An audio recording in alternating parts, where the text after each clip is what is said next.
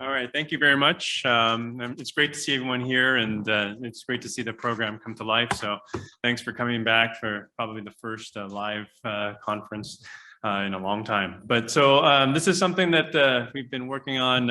It's a proof of concept study, machine learning for predicting complications with spinal fusion. So we'll be talking about cervical C5 nerve root palsy and predicting that in after instrumented cervical fusion.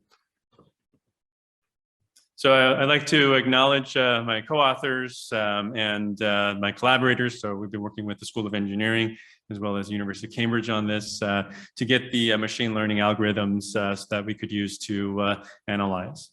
And so these are my disclosures. So C5 nerve root palsy, everyone knows that it's an issue that we have to deal with. Sometimes, it's hard to predict who gets these this devastating, sometimes complication. It's typically transient, but then if they last, they can have significant difficulty with ADLs, short-term and then long-term even. Increased costs and decreased quality of life. So it'd be nice to be able to predict who would be able to, who would be at risk for C5 nerve root palsy, and can we do something about it? And so with most studies, they usually use multivariate logistic regression for their analysis. And so with machine learning algorithms, we're able to detect complex nonlinear relationships, interplay between factors that we aren't able to detect with standard logistic regression. And it's been shown that we can predict outcomes and diagnose disease across multiple disciplines, and sometimes outperforming logistic regression. And there's limited data on machine learning to predict outcomes after cervical fusion. I think I'm lucky that Sam Cho is here that can, kind of pick his brain on AI and machine learning after this talk, so that I can learn more from him. So the aims of this study was to build a unique machine learning model for predicting C5 palsy after instrumented cervical fusion, then compare it to logistic regression, and then find which features are distinct and most important to the model as compared to logistic regression, see if there's any commonalities or differences. So we looked at our own spine surgeries at UCLA from a 7-year period for all instrumented cervical fusions, anterior, posterior, and various diagnoses. It was a retrospective study, and our primary outcome was identifying postoperative C5 nerve root palsy with a standard definition. So from the data, from the chart review, we looked at surgical indication, the number of fused levels, medical comorbidities, psychiatric comorbidities, preoperative symptoms, medications, BMI, smoking history, as well as other demographic data. We built, with the engineering department, logistic regression and advanced machine learning models, XGBoost, AdaBoost, gradient boosting, random forest. These are commonly available machine learning algorithms. And we applied it to our database, and then we wanted to then see how these machine learning algorithms can discriminate. So how can they predict if a C5 nerve root palsy actually happened as compared to someone who didn't get it? And then how could the machine learning model, how accurate could it be? So that's calibration. And in terms of being able to see if the model was accurate or not, we used a Breer score. And so we looked at over 1,000 patients that had cervical instrumentation, and we had a rate of 5%, 5.1% of C5 nerve root palsy, which goes along with the rates of C5 palsy in the literature. And we found that when we applied all of the various models, the XGBoost had the best area under the receiver operating curve, as well as the best score for the Breyer curve. So discrimination was the highest. So if you get closer to 1 for the ROC, then you're very accurate, and then you're very predictive. And then if you get closer to 0 for the Breyer score, then you're very accurate. And so the XGBoost had the best scores, and logistic regression followed that, as well as, and then the other various machine learning algorithms. So when we looked at the actual features, we found that there were actual differences between what was important for XGBoost versus logistic regression. And so the top 10 are listed here for XGBoost. So non-motor neuro symptoms, paresthesias, myelopathy, motor deficit, crossing the cervical thoracic junction for fusion. So long constructs, spinal trauma, opioid use, male sex, benzodiazepine use, and hypothyroidism, interestingly. And, they seem to differ from, the priorities of the logistic regression. And it showed that there's some difference in terms of how the machine learning algorithms could actually pick up on relationships than what the logistic regression could. In terms of continuous features, we saw similar differences. The number one was the number of fused levels with XGBoost versus age was the number one for logistic regression. And then we had BMI as well as pre-op hemoglobin, white blood cell count, and then the comorbidity index as other important factors. And so with this, it was a proof of concept study where we wanted to see how does the machine learning algorithms perform as compared to logistic regression.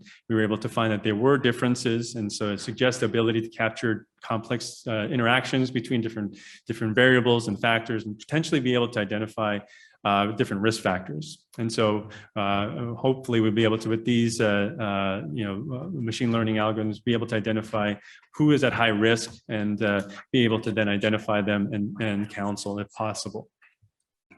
All right, so thank you very much.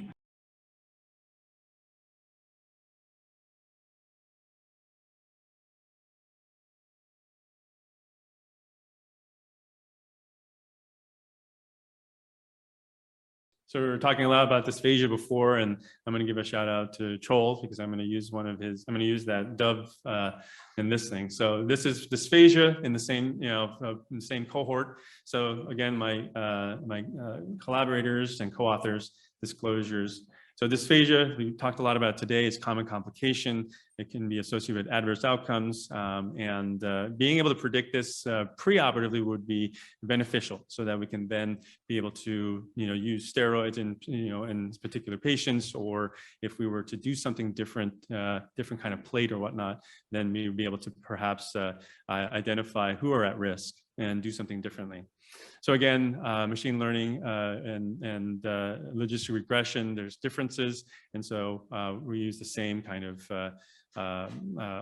framework. Now, for this study, we used the auto prognosis, which is kind of a combination. We were able to get all the various machine learning models, and the computer is able to just kind of put them all together. So it's a novel framework, and it uses this novel algorithm to be able to fine tune each one of those machine learning algorithms and bring a combined result.